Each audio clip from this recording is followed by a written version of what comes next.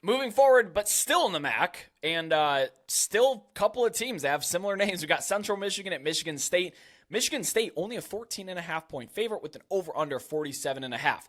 Game kicks off at 7 p.m. Eastern on FS1, and I still have no idea who's going to suit up at quarterback for either of these teams. You're looking at Michigan State. I think Noah Kim is the front runner, but he hasn't been announced as far as I've seen at time of recording here. Central Michigan, they are not, from what I believe, starting Burt Emanuel Jr., sadly. I do think we will see him, be it in packages or in relief at the end of the game, either or, but I don't know. If you're thinking about like a coaching decision, I know that you need to put your best passer, your best leader, your best overall quarterback out there. And I get that.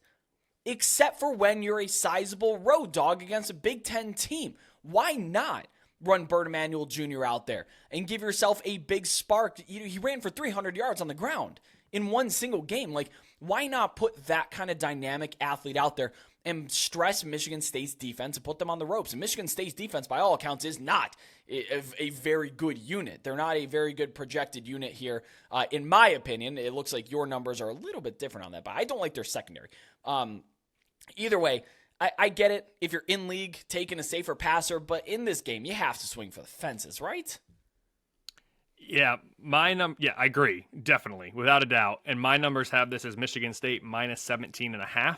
I have Michigan State power rated number 45, number 38 projected defense, number 56 projected offense. Central Michigan power rated number 106, 87 on defense, which is the second best in the MAC West behind only Toledo, but number 123 on offense out of 133 teams. So the defenses here, better units for both teams. Michigan State has the advantage on both sides of the ball, plus the home field advantage. From a scheduling perspective, Michigan State hosts FCS Richmond next week, who, ironically, I actually have power rated almost the exact same as Central Michigan. No. I mean, my projected spread for these games is actually about the exact same.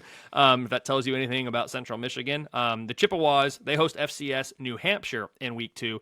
Both teams focus on this game at hand. You know, it's a Michigan rivalry game, probably more so for Central Michigan than Michigan State, but they're going to get pumped up for it. Bottom line, my numbers have Michigan State minus 17.5 at home. That equates to an 89% win expectancy for the Spartans. Oh, I'm going to disagree with you here. You said that says a lot about Central Michigan. I think that says a lot about Michigan State. If you're a Big Ten team being a 17.5-point favorite over an FCS team? Well, if you want to say from the 17.5 perspective, okay, but I'm saying you take out Michigan State. Like, it doesn't matter if it's Michigan State or Ohio State. The spread at home for those teams, by my numbers, is going to be the same against Central Michigan or Richmond. Is essentially Sure. Okay. So that's how I was taking it. But yeah, if you want to say, hey, you're only a 17.5-point favorite against FCS, well, then you're also saying, hey, you're only a 17.5-point favorite against Central Michigan. Actually, Vegas, as you said, has it 14.5. So I'd be curious to see what they have against that Richmond in that Richmond game. But yes, I see what you're saying. I guess I was taking it from the standpoint of the other way of they have the same spread at the same location. That means the opponent is, largely the same in terms of a power rating viewpoint. Well, I would say it says a lot about both of them then, in that case. That's fair. Like I said in the preseason at the beginning of this podcast, I like fading teams that have apparent internal issues, and Michigan State is definitely one of those teams. I mean, why would their starting quarterback, Peyton Thorne, and star receiver, Keon Coleman, transfer out in the spring if everything was just peachy? It's not. But I don't think that this is the spot to fade Michigan State. I'd probably play Michigan State if I could get them at minus 14, but I don't think we're going to see that number. And a last note on this one, the Spartans are far from a blow the team out of the water type of program. They tend to win soundly, but I think that they play with their food a little bit. They had a 35-13 win over just an abysmal Western Michigan last year.